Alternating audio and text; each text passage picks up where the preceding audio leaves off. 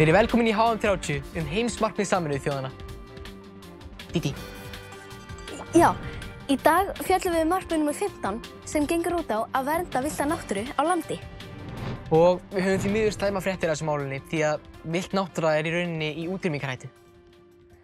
Já, við á Íslandi ætluðum til dæmis að vera búin að því að gera meira í því að vernda villta náttúru á landi fyrir árið 2020. En við náðum ekki að framkvæma það sem við ætluðum og enn mikið verk fyrir höndum. Það alls ekki nógu gott. Nei, og það eru margir staðir í heiminum í hættu á að eyðileggjast og hverfa. Einmitt. Til dæmis villtir frumskógar. Það svo mikilvægt að vernda frumskógana því að þeir eru í rauninni lungu jarðarinnar. Ha? Já, tré eru svo mögnuð.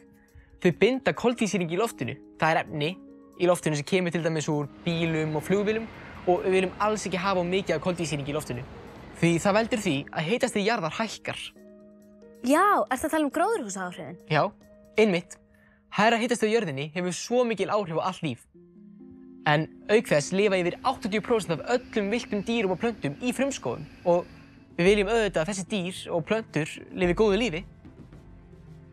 Frumskógar þekja núna 31,2% af landi jarðarinnar. Það ekki nógu mikið. Samkvæmt nýlegri rannsókn hafa 46% trjáa heimsins verið felld frá því að mannkynið byrjaði að höggva niður tré. Stærsta ástæðan fyrir skógareyðingunni landbúnaður.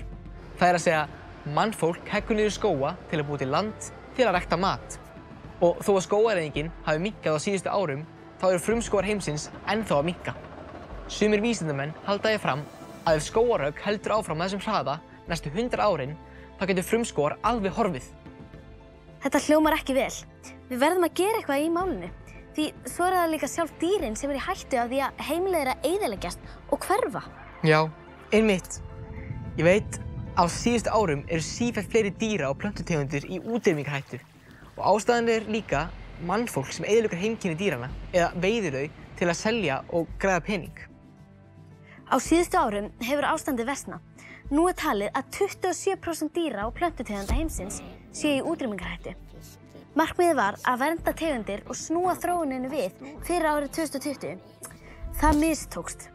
Heilt á litið ástandið í dýra- og jurtaríkinu að versna. Tökum dæmi dýr í útrýmingarhættu.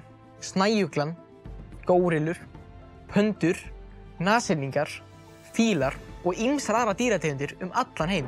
Ef ég sé grein að 99% allra tegunda sem hafa verið til á jörðinni séu útdauðar, af hverju erum við að gera svona mikið mál úr þessu?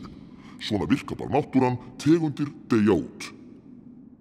Það enda rétt en rannsóknir sýna að útrýming dýra og plöntutegunda núna að gerast á bil 10.000 sinnum hraðar en eðlilegt væri í náttúrunni. Og þess vegna verðum við að bregðast við. Við viljum heldur ekki vera eina af þessum tegundum sem að deyja út. Villt náttúra getur verið mesta hjálpin okkar í baráttu við loftslagsbreytingar. Til dæmis oft talað frumskóga sem lungu jarðarinnar, því að þeir draga til sín svo mikið af gróðurhúsalofttegundum. Ef við verndum frumskógana, erum við líka að vinna í markmiði 13. Þetta markmið tengist líka markmiði 12 ábyrga neyslu, því að við þurfum auðvitað að breyta neysluháttum ef við viljum vernda náttúruna. En hvað getum við eiginlega gert? Jú, félagi David Attenborough hefur rannsakað náttúruna í langan tíma. Hann segir að ein besta leiðin til að vernda lífríki á landi sé að breyta mataræðin okkar. Hvernig þá? Jú, að því stærsta ástæðan fyrir að frumskógar eyðilagðir og heimkynni dýra og villtra plantna minnka stöðugt landbúnaður.